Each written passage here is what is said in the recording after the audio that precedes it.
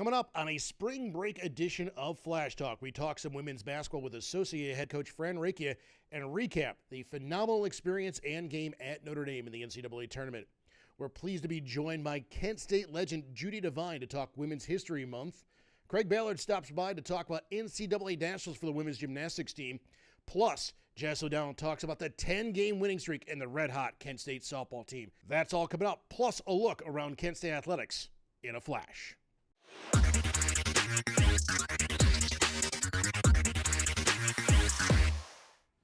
Welcome into our Flash Talk studios. Dan Griffin, along with Associate Head Coach Fran Recchia, talking a little women's hoops. As always, Flash Talk is brought to you by Bryant Heating and Cooling. And Coach, first and foremost, congratulations on a heck of a year.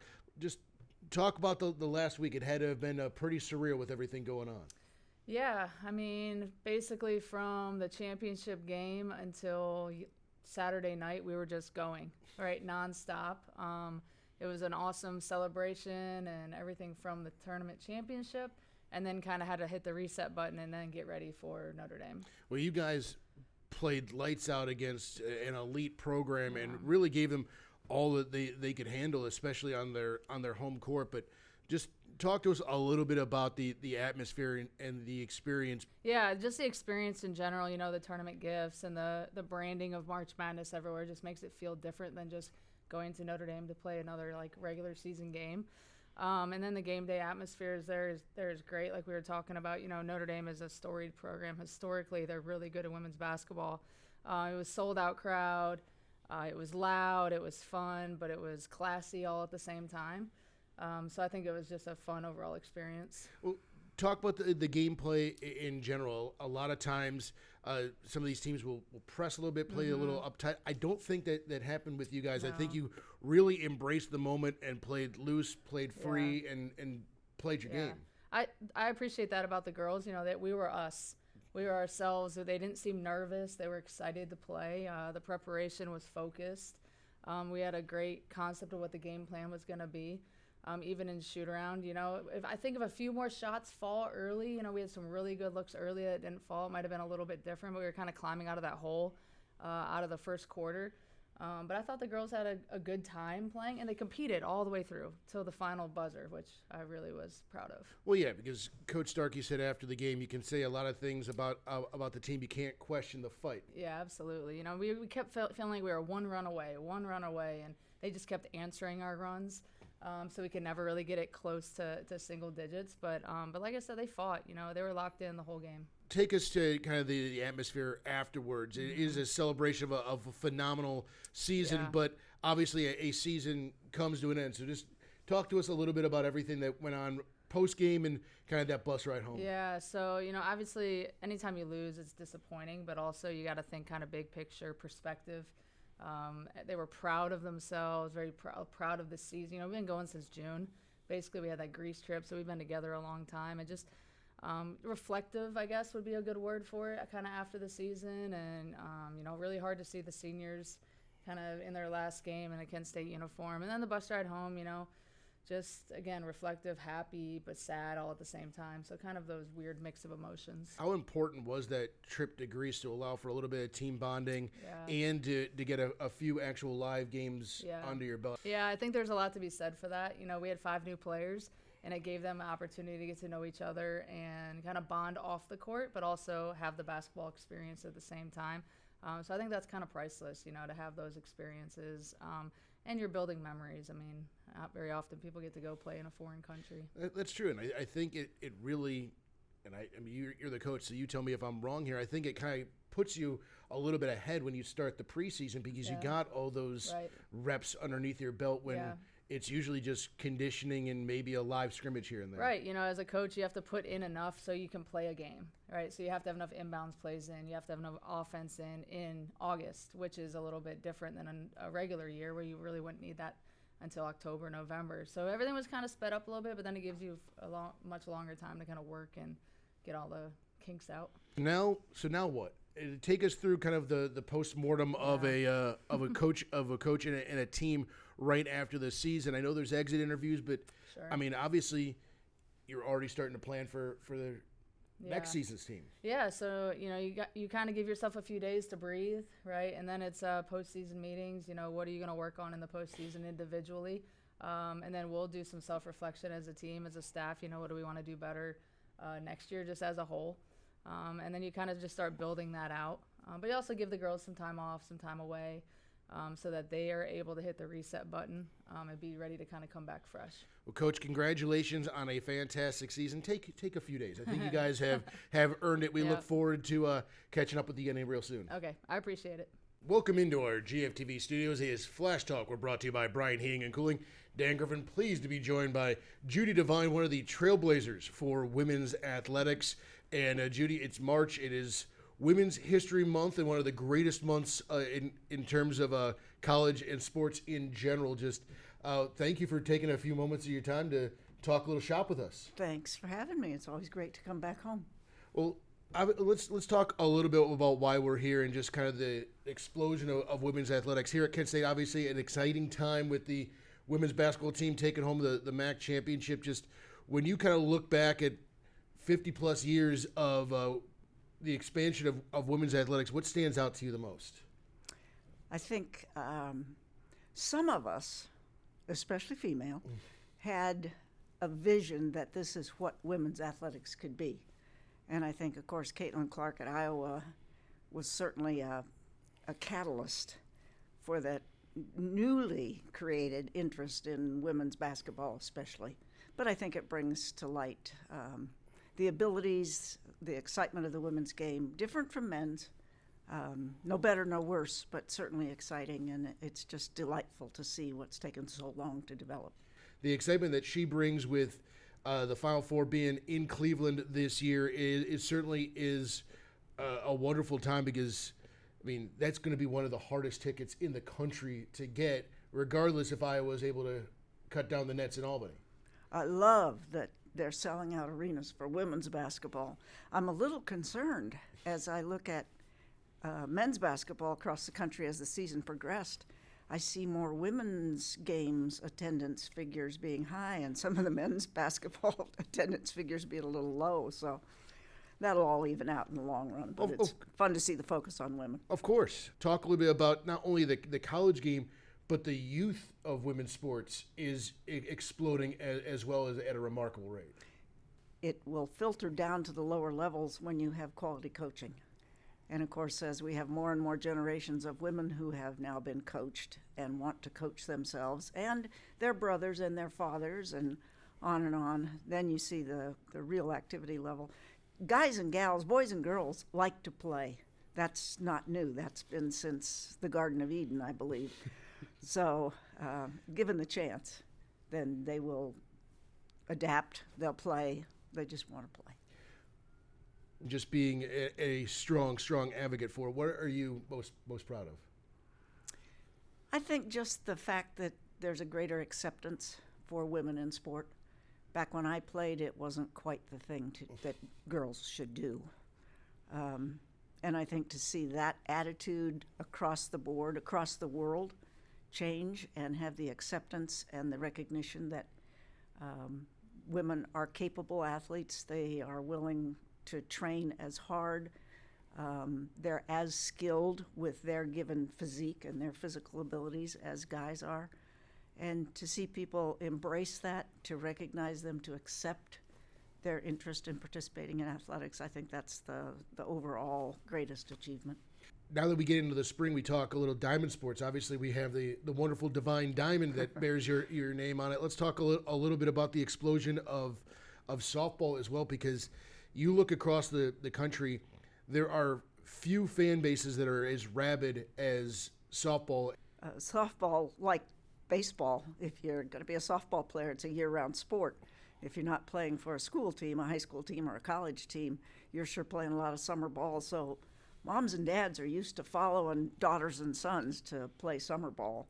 So it's no big deal to get in the car and go across 6 states to watch your kid play on a weekend. What stands out to you the most as far as the expansion just here at your old stomping grounds? Well, one of the interesting things that I think about a lot, when I was hired in the athletic department, I was the only female except for a couple secretaries. We had no paid coaches. We had no paid support staff at all. I was it. We had some people who were coaching, but actually just there for liability purposes. They didn't know how to coach because they hadn't ever been coached and they hadn't ever had a chance to play. So they did the best they could. But now to see the programs that we have today, just look at the support staff that surrounds the women's program, from nothing, literally nothing, to everything that we have. And then the fact that it's intermingled with men's athletics, which is, in my opinion, as it should have been long ago. But to see the tremendous support that student athletes have, both in the department and within the university community, and how the community itself on the outside celebrates everything that student athletes are able to accomplish. I think those are the outstanding things that stick in my mind. Well, Judy, thank you for all the work that you've done and continue to do to advocate for women's athletics, and we're going to enjoy the growth of the sport much like you are. Absolutely. Thank you very much. Welcome back into our Flash Talk studios. As always, we're brought to you by Brian Heing and Cooling Tankerville. Talk a little gymnastics with Associate Head Gymnastics Coach Craig Ballard. And Coach, first and foremost, congratulations are in order. We brought the hardware in, and well-deserved. Thank you. It's been a special season for our team. Very well supported here at Kent State, and we felt that, but our team has done a lot of special things this year, so we couldn't be prouder of them. We'll talk a little bit about the MAC championships, but unlike a lot of sports, you had already clinched your spot in the postseason. It's not win and get in like we see across the board, but 23 national ranking. We're headed to Michigan for the NCAA championships, and man, that sounds pretty good, doesn't it? Yeah, no, it's a great day to be a Golden Flash, isn't it? So Max on Saturday was an interesting day. It's a long day. It's 7 rotations, which is different than anything we do all year. And we started off really strong on bars. Didn't quite thought we got scored like we should have been. Went to beam and overcame some bumps in the road. Floor was unusual for us. Normally, it's one of our strongest events, and we kind of struggled a little bit with some landings on floor. And then vault, this team overcomes a lot of things, and they're really special. And vault, they actually came back and stuck 5 out of 6 vaults, set the school record with a 49.5. So it was a really good way to finish. We actually we weren't sure where we were going to finish, and then we came back with that 49.5, and we were right in the mix at the end. So for you guys to battle back from a couple of, like you said, missteps to set a program record that shows some grit, some resolve, some fight, whatever the words you want to say, but gymnastics is a lot of mental fortitude, and that showed a lot of that. Right, and they, like I said, they overcame quite a bit, and then to have that rotation at the end of that meet, which is, like I said, longer than any meet we have all year, and to be able to execute under that kind of situation is pretty special. They're a pretty special group. Mm-hmm. There is constant competition across every discipline. Yeah, some of our toughest meets are actually in practice. So watching them compete with each other is fun, and they do it in a great way. Like they're always encouraging each other, and they're pushing each other in that way. And you're right, with the event records we've set this year and the team score records and things we've been able to accomplish. At the beginning of the year, it was really funny because the College Gym News poll, we didn't get a vote in that poll. We weren't in the top 36 in the coaches poll. And we noticed. We definitely noticed that kind of thing. And not to say we used it as fuel, but some of us did. And it was definitely as a motivator. It's in my office. It's posted. It's in Josie's office and posted. And like I said, the team noticed too, and they definitely have carried that motivation throughout the year to prove to people that Kent State Gymnastics is for real. Well, one of 2 non-Power 5s in the top 25. You get for lack of a better word, 3 seed up in Ann Arbor. It's Alabama. It is Michigan. It is Kent State, and it is Penn State. Right. And you get to go up there. It's a traditional quad meet. Yes, sir. And the top 2 advance, so it's basically game on. Yeah, so we're going up there. We have a great rotation. We're going to start on balance beam. And it's a traditional quad, so we feel like we're really strong on beam. We've made a lot of improvements over there, and we have an opportunity to go up there and do something really special, and we're really excited about it. So you guys get a chance to kind of recharge the batteries with a little spring break and give them maybe a day or 2 off. Let's talk a little bit about the schedule before you get back down to business and focus on the NCAAs. Yeah, so we'll be off today. They just did treatments and things in our awesome athletic training room, and we'll go from now until Friday, just 3 hours every day-ish. We'll be off Saturday and Sunday. We'll train Monday and Tuesday, and then Wednesday we'll leave for Ann Arbor. We have a walkthrough Wednesday night we'll go to, and a coaches meeting and stuff we have to be at. And then Thursday it's game on. So let's just talk a little bit about the meet at hand. Like you said, it's a traditional quad.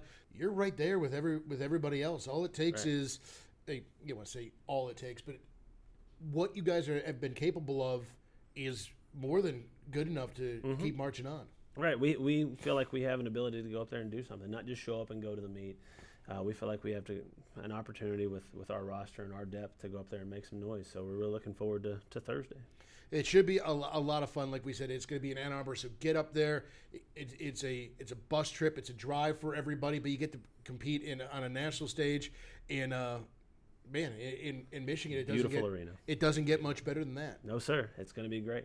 Well, best of luck and congratulations on a fine season. Let's keep marching on. Thank you, Dan. Appreciate it. Let's take a look at what's going on around Kent State athletics. As always, we're brought to you by KSUTix.com. It's spring break, so our Flashes are on the road. Our track and field team across the country competing at Texas, NC State, and Cincinnati throughout the week.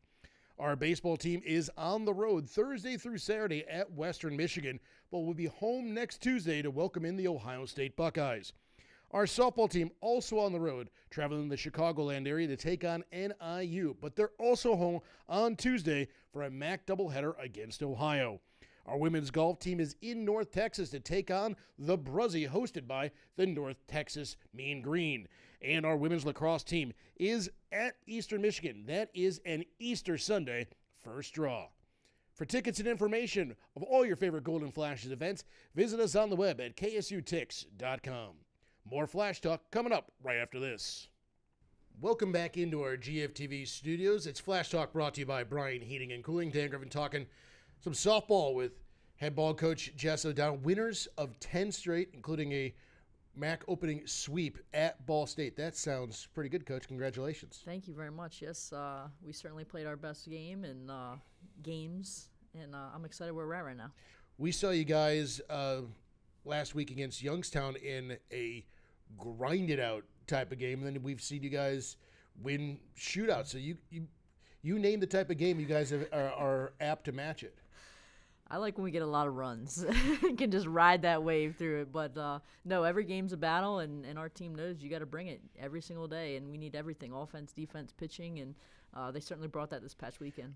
Well, and you guys did it with just, like you said, stringing together hits. Hitting can be contagious, and it wasn't as if you were playing for the 3-run homer. I don't think you guys hit a homer this weekend at all, but extra base hits, the bases count, and the runs count just the same. Oh, yeah. You know, there was some strong winds that I think might have took a couple back where we couldn't get the home runs, but they hit the ball hard, and we found a way to score the runners when they were in scoring position. Can't ask for anything more from my end. Well, there's the timely hitting and then obviously timely defense and pitching, and your staff between Nectarline and Ireland has been phenomenal, and the way you're able to kind of mix and match and find a way to get 21 outs, it's masterful. Yeah, I've been really impressed with the job that Coach P, my assistant, has been doing with our pitching staff and just trying to get them up to veteran status for as young as they are, freshmen and sophomores. That's hard to do, but I've been impressed with the work and what our pitchers are putting in and how they're taking every batter and really going after them. And that's all you can ask for. If you're pounding the zone and you're controlling the tempo, it's a first pitch strike goes a long way in dictating the at bat. Absolutely. It's just fun to watch. It's fun to see them grow, not just our pitching staff, but our whole team in general. Just the way that we're playing together and how they are so set on wanting to win a game.